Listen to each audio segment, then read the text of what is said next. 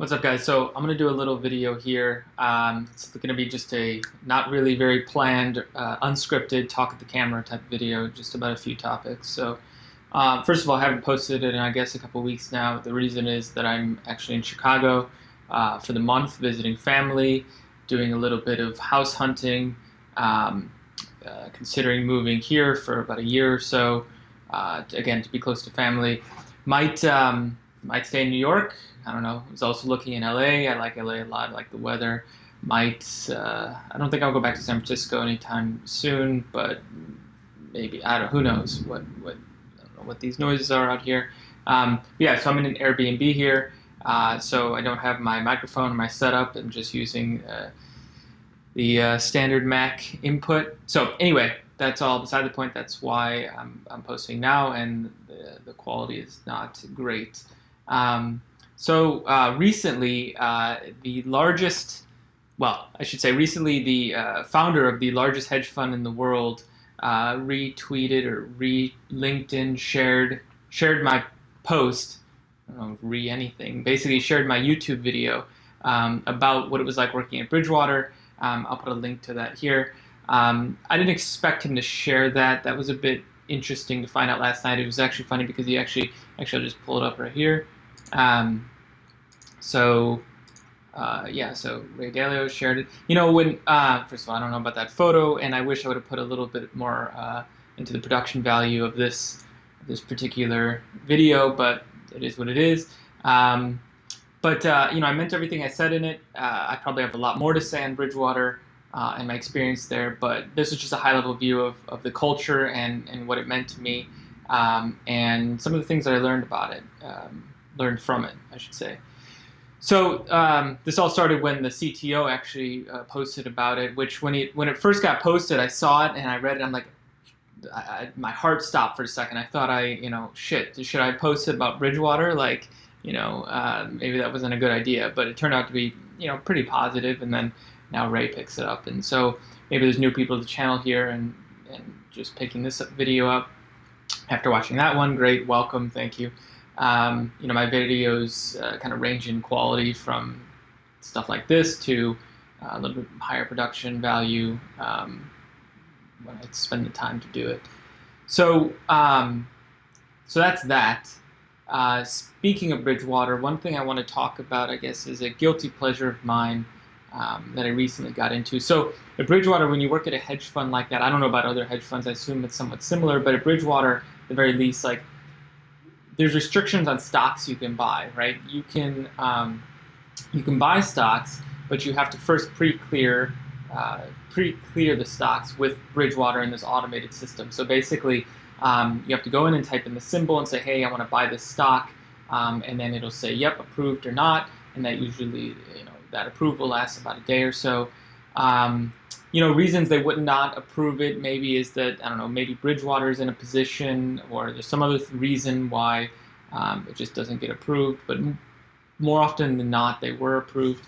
You can't short any stocks, and then also there's no short-term buying and selling. So if you buy a stock, while you're at a company like Bridgewater, you have to hold it for at least 60 days before you can sell that stock. So there's a little bit longer term type of investing.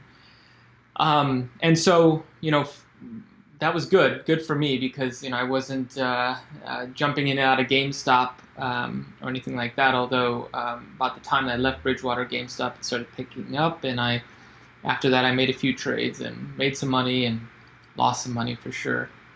And so since then I got into a bit of day trading, which is the guilty pleasure of mine. And I want to talk about my approach to that. So first of all, there's tons of videos out there about day trading. There's a lot. There's like Ross at Warrior Trading, and there's Clay Trader, and a bunch of others that are pretty good, and they make day trading seem pretty easy. You just learn a few things, you learn technical analysis, and then you have some money, and you can jump right into it. But it's far from that, right? I think you definitely should not just watch some videos and then put your money on the line. They say that too. You should do paper trading, which of course, is simulated trading, not with real money. I don't really have the patience for that. I like to jump right in. I know that paper trading is not like regular trading because your real money is not on the line. So the stressors and it's like playing poker when you don't have money on the line, when you're not playing for real money. It's just a totally different game. So so I jumped right in and immediately started trading. I was trading probably or definitely more than I should have been. Throwing in 10, 20,000 here. I For day trading itself, when I was started, I lost I don't know. Actually, I lost track at this point, which tells you how bad I am with this sort of stuff. But lost about 8, 10,000, maybe more. Gained some, lost some. In the end, I made a bunch of money on GameStop. Probably about. I mean, it's very stressful. I probably made about 60,000 net after another 60,000 in losses. Again, I'm not saying I'm a smart person for doing these sorts of things. In fact, you shouldn't do this. It's bad. Um, Bridgewater should have taught me better, but I'm here to learn and have fun, so anyway, I did finally get a little bit smarter, and a couple things that I'm doing. One is I'm trading with, let's say, 2 orders of magnitude less money. So actually, I have a trading journal which I'll share that I started keeping. I mean, this is the first thing I ever did this. So this is probably a little embarrassing. If I go back, I mean, there's a lot more stuff to say, but this is about when I was screwing around. Okay, I followed warrior trading, for example, and I wasn't really paying attention, and I lost 6K on a sell-off, and I don't remember what this comment was, but anyway. So then I went in again, and I was up a little bit. I started. I remember playing with less money, and then I was like, screw it. I went in with 100 shares at GME and lost 1,000. And then I'm like, okay, I should make this back. I don't know. I just did stupid shit, and I was just kind of fumbling around. By the way, I should say I use Lightspeed trading, which is one of the fastest, I think, in terms of order execution. And they have an API, which I'll talk about later. So I don't know. I don't know what happened in this day. I think I just was fed up and I lost about 1,000. So finally, I'm like, okay, screw this. So started making small bets, made $70. I started putting little lessons here about what happened. I could do separate videos on how I found out about these stocks and how I'm approaching it with scanners and whatnot. But here's another one. I made $91, and so. Okay, I traded momentum another day, and now here I'm in Chicago. I'm here in Chicago, so the speed is not as fast as New York. I can actually feel that, and I don't know if it's this cheap laptop I bought or what, but it definitely feels a little bit slower than usual. So again, here's some stuff that I did, what I should have done, some lessons, and so. Started using hotkeys and things of that, making money here. And I don't know, it was down $21 that day. The other day, what was this? Yesterday, I guess, up 125. Again, I could have been faster. And then today, I jumped into GameStop a little bit against my better judgment, but made a little bit. So the way I think about this is practicing with this this amount of money where, maybe swings on average of $200 on a day is okay. And then once I figure out something that works, then I can add a 0 or 2x it. Maybe it's smarter, but that's kind of how I'm thinking about it. But really, the thing that's interesting to me the most is that, like, obviously I'm a programmer, so I'm going to take an approach where I can leverage my skills. And recently I started dabbling in Lightspeed trading API, which has been fun. I'm writing a lot of C++ again,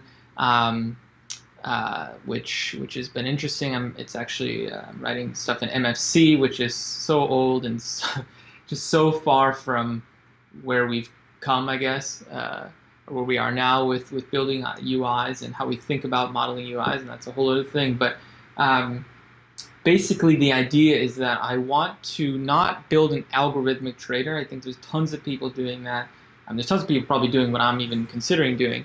But my idea is that, look, I want to be involved in watching charts and understanding technical analysis a little bit and making bets on what I see rather than trying to build something that, I don't know, some machine learning thing that can detect patterns or something more primitive, but use it as a leverage to take emotion out of the day trading. So, for example, I want to be able to watch a stock and look and say, okay, it looks like there's some upside here, short-term upside. I want to be able to buy some shares, maybe add some parameters, and then have the system kind of do the work from there, where it adjusts my stops automatically. Will sell at a given gain percentage, just so that I can, by and large, decide, okay, I want to enter this, on the buy side, and then I want to be hands off. And maybe there's a few overrides, but it's kind of like an assisted sort of thing where it can go faster than I can, rather than me trying to do hotkeys where I'm like, okay, it's gone up 10% or 10%. It's gone up, I don't know, 5% or something since I bought it. So let's sell off half of it, or sell off a quarter and sell off another quarter, and then it's adjusting stops, or even selling off at a given. Anyway, I don't want to think about that stuff, and it's not too hard either. There's some basic rules and heuristics that I can add. So anyway, that's kind of what I'm screwing with right now. Again, this is very anti. This is not how Bridgewater approaches trading by any means.